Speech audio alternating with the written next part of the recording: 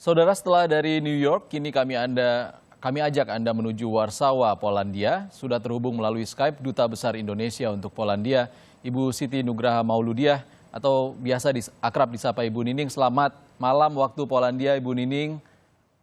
Selamat malam, selamat pagi waktu Jakarta. Selamat berbuka puasa ya, Bu ya.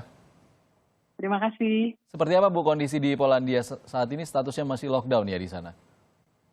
Masih lockdown, tapi sudah membaik karena sejak tanggal 20 April sudah ada beberapa kelonggaran dari peraturan lockdown, yaitu diantaranya hutan kota sudah dibuka, taman-taman kota sudah dibuka, dan tanggal 4 kemarin sudah mall bahkan sudah beroperasi, walaupun salon dan restoran masih belum boleh beroperasi. Jadi suasananya sudah mulai positif, mood masyarakat sudah mulai positif karena dengan adanya kelonggaran dari kebijakan lockdown ini, kebijakan karantina wilayah ini, masyarakat sudah merasa bahwa ada perbaikan situasi, ada perbaikan kondisi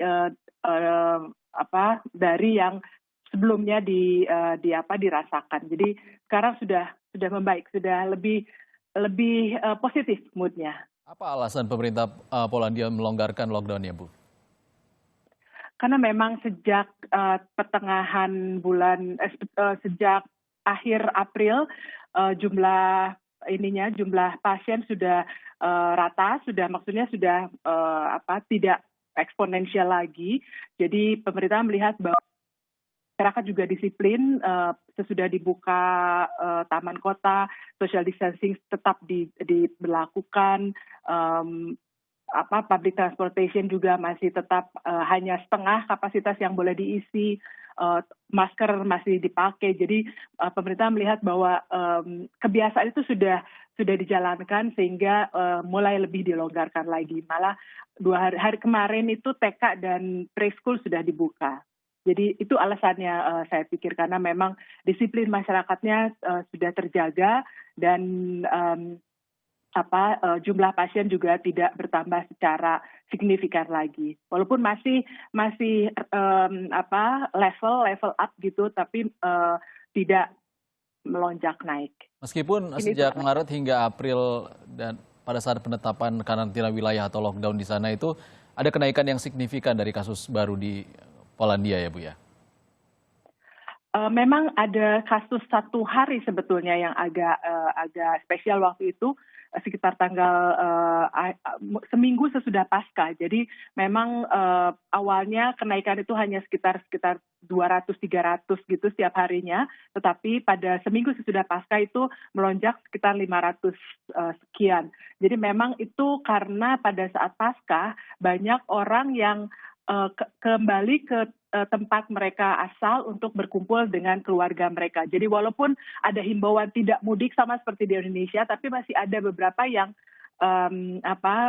tetap melakukan itu, dan hasil jadi pertambahannya agak signifikan waktu itu. Tetapi sesudah itu tidak lagi, pertambahannya sesudah itu hanya sekitar 300-400 menjadi antara 200-300. Jadi oleh karena itu pemerintah memutuskan untuk melonggarkan peraturan-peraturan itu. Jadi memang pada saat lockdown sendiri, selain pemerintah memberlakukan lockdownnya sangat awal, kalau dilihat dari jumlah pasiennya waktu itu baru 100, sekolah sudah mulai pembelajaran online, kemudian begitu mencapai 1.000 langsung lockdown, total lockdown, bandara ditutup, tidak ada penerbangan internasional, kereta api lintas negara, bus lintas negara juga tidak bisa, perbatasan ditutup sama sekali.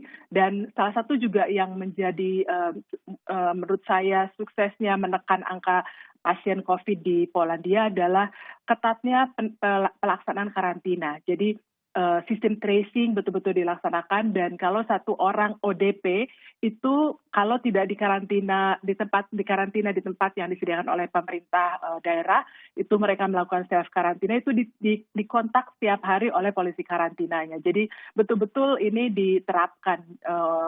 Saya pikir itu 3 hal itu tadi, yang lockdown awal, disiplin masyarakat, dan pelaksanaan karantina yang ketat, yang menyebabkan Polandia bisa menekan jumlah pasien COVID yang kalau dibandingkan dengan negara-negara tetangga itu sangat jauh sekali. Apalagi kalau dibandingkan dari jumlah penduduk per 1 juta itu di Polandia itu hanya sekitar 420 orang.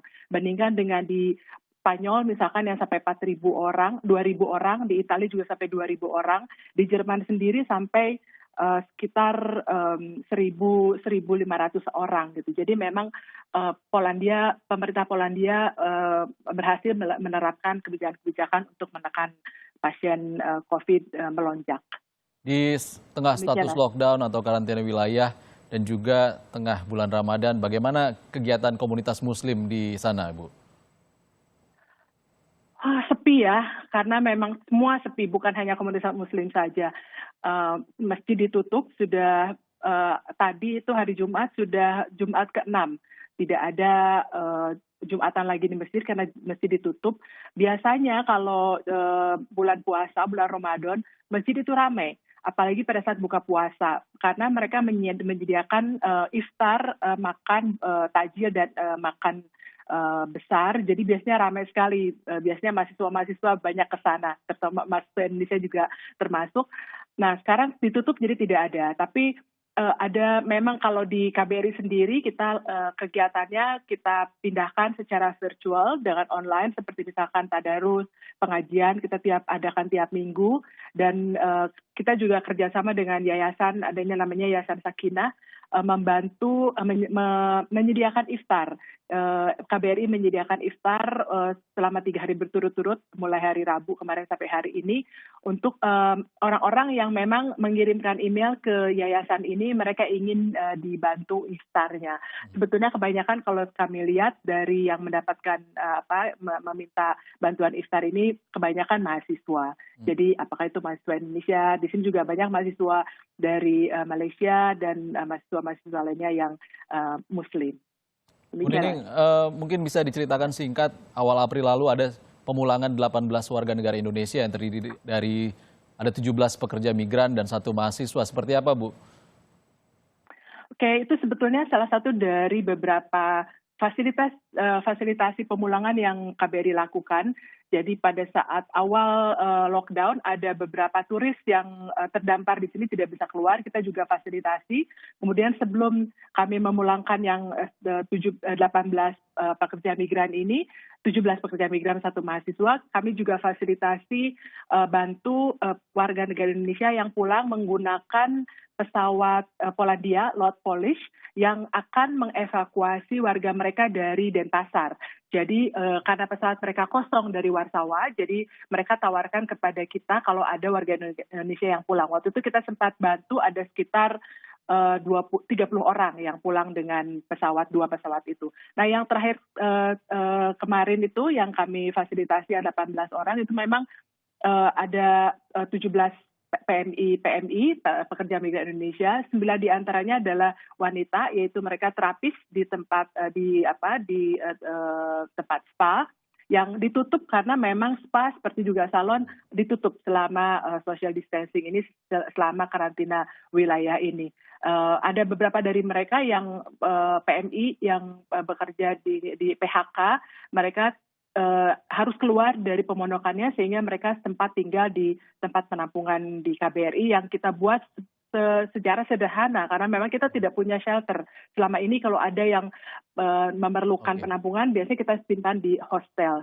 Kemarin waktu itu kita adakan penampungan, sampai sekarang masih ada juga di penampungan kita. Jadi fasilitasnya kita antar ke perbatasan yang dari Warsawa sekitar 5 jam dengan kita sewa bus waktu itu. Kemudian ya. Oke, Ibu Siti Nugraha Maulidiah sudah berbagi informasi dengan Kompas TV di program Kompas Sahur. Terima kasih, selamat menunaikan ibadah puasa, selamat melanjutkan tugasnya kembali.